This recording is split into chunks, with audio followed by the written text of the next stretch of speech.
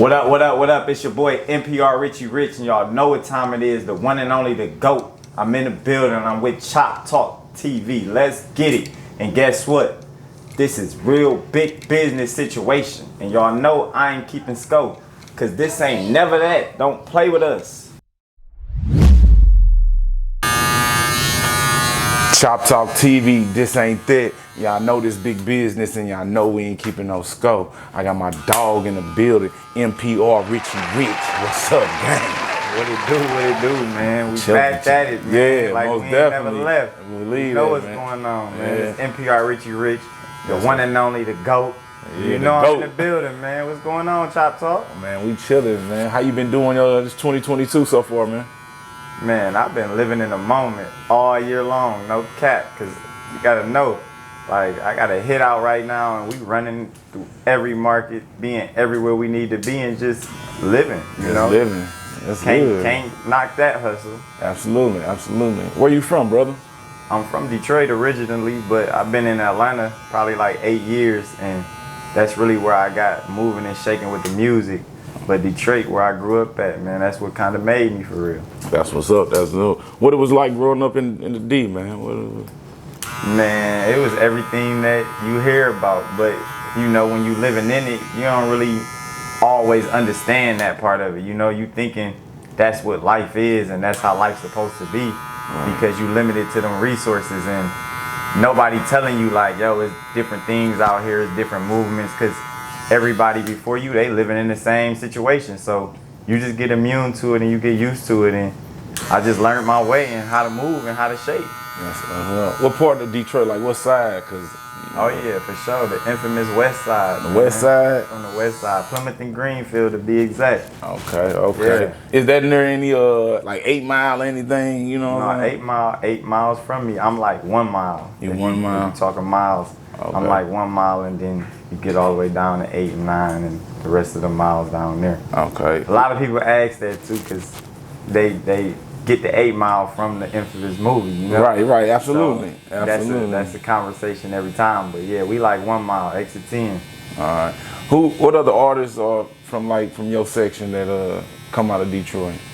It's a lot of them, man. You got the bigger artists who I grew up on, like Big Hurt, Trick, Blade. Yeah, then, Blade. You know, as I was growing up, you know, you got the Icewear Vezos, you got the... Okay, that's the Icewear from your section. Yeah, you got Icewear, you got Cash Doll, you got Big Shine, you got T Grizzly. Oh boy, y'all you know smacking on we got a lot the of West. We got a lot of artists, you know y'all what I'm saying? Smacking on now the West. 42 Doug doing his thing. Yeah. So it's just like the city turned up, man, to be honest. Yeah. And I noticed too, a lot of artists is kind of catching that Detroit flow, that kind of unorthodox type of sound, you know what I'm saying? Yeah, y'all banging, man, for real. No, Detroit having their way right now, because, you know, they open up the door with like a T Grizzly having his sound and it being accepted. It opened up the door for a lot of other artists that already had that same sound, but it just wasn't universal. Right. You know, we had to break that door to let the world really hear that sound and appreciate it. You're right, because before T Grizzly, people wasn't really they grabbing hip it to that sound. Yeah. It had to be something to break, you know, and he definitely real broke proper, you know what I'm saying? Got that real, you know, y'all pronunciate all the words, you know what I'm saying? Fact. You know, us St. Louis, like you know, Sada Baby going crazy. Y'all Sada Baby going crazy. There's a lot of people having their way right now. Absolutely. Have you linked up with any of those brothers that you just said? Any of those you tapped in with? Yeah, no, definitely. I got a fire song right now with one of the best out, like Icewear Vezo. We got a record. Ooh, that's my about to shoot a video to it, and we just been working for real, like, and everything been happening organically and naturally, man. Everybody winning and everybody want to win with each other now. We trying to bring that back to the city. That's good, man. Back in the, I would say, not the day, but like when Big Meech and, you know, all the BMF was going crazy. How was the music scene back then? The music scene was still kind of slow for real for Detroit, because you got to imagine when Big Meech was moving, he was moving with Atlanta for real. So you had all the Atlanta artists and the people of that era and that genre, they was all coming out of Atlanta for real. They wasn't coming from Detroit, you know, because they came here and really made a wave.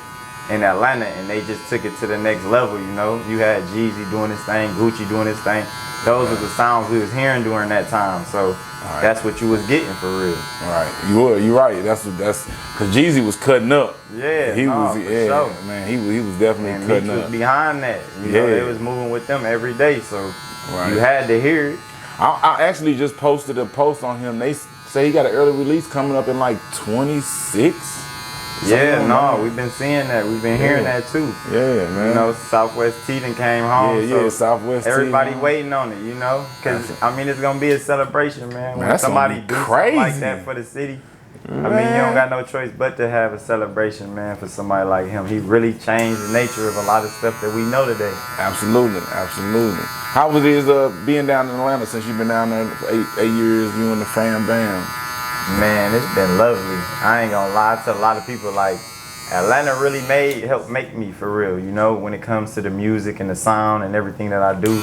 Like, without Atlanta, I don't know if I could have done or reached this point, because they really plugged me in on a lot of things, and they just was ready for somebody like me, you know, an entrepreneur, somebody that got their own mindset. They big on that in Atlanta, so it just helped me build and grow. We got Mike Beasley on the live. He said, "Yeah, my nigga Richie Rich." What's going on, man? Mike Beasley, that's my dog, man. Yeah, Syndicate shit, he know what's happening. Syndicate shit. Yeah, that's my dude, man. That's what's up. So I know you were. If Mike Beasley say something, I know you down there twerking. I know you getting busy, man. We definitely grooving and moving, you know. Yeah. How do you balance that?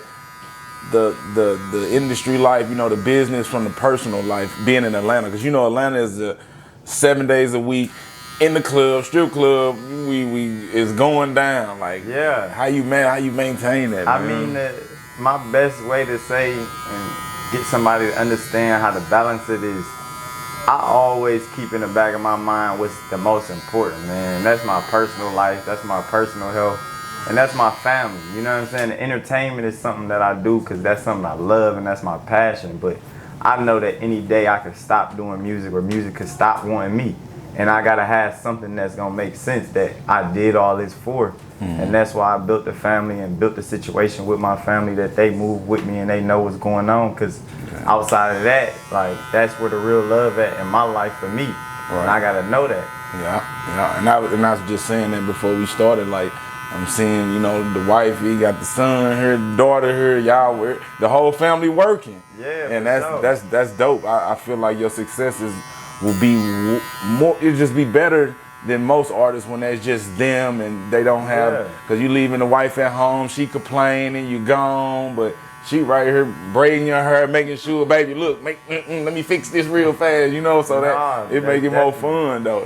And a lot of times I think that the artists or just entertainers or people that, even with jobs, you know what I'm saying, that don't understand, like, what is the most important part of why you even doing that. And that's what I always wake up and be like, why am I doing this? I don't need to be successful for me, because in my body, I'm successful. Right. But I'm doing this for my family to feel the success, for my people to feel like they made it. You know what I'm saying? When I say granny, we made it, I ain't say granny, I made it. I said we made it, because I feel like that. Right. I'm doing this for them. Like, that's the only reason I'm getting up. If it was just for me, I mean, I'ma chill. I'ma chill. I know what I'ma do. Yeah, that's what I'm saying. I'm doing this for y'all. You know what I'm saying? And as long as you keep them up front and keep them knowing, like, this what I'm doing, your family gonna keep you grounded and keep you motivated to keep going. And I think that's why a lot of artists stop, or entertainers, or anybody with any business, you feel me? Like, if you don't got nothing that's keeping you going, you have a lot of reasons why not to go forward, why not to wake up tomorrow, why not to go do something else tomorrow.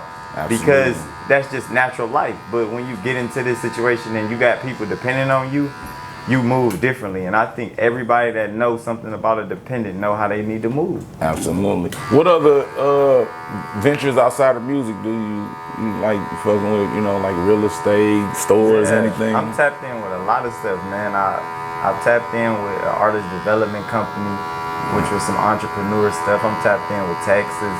I'm tapped in with real estate. I got 3 homes.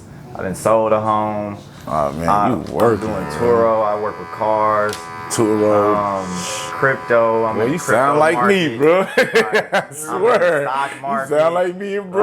Like, I I'm swear. doing it all. And to be honest, what's so funny about me being on Chop Talk 2014, I went to barber school when I came home. Okay. And I just was like, this was something I wanted to do as a stepping stone, you know, and I didn't continue to do it because I had bigger dreams with being an artist. Oh, yeah. So I kind of just let it be another stain on my resume, you feel me? So I was like, yo, I love cutting hair, you know what I'm saying? Oh, yeah. I used to do my own hair, so I knew I could do it. Right. And that I just had a bigger picture for what I wanted to do, and I took it on and I did it.